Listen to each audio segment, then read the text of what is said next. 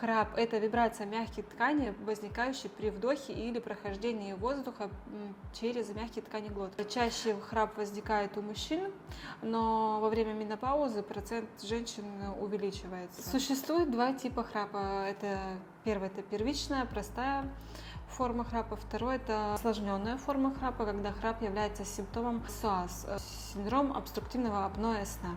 Как проверить, что храп является одним из симптомов апноэ? Если во время сна возникает 4-5 несколько громких храпов и после возникает тишина, потом снова возобновляется громким вздохом или всхрапыванием, это как раз и будет являться симптомом апноэ. Особенно это будет выражено на спине или после приема алкоголя.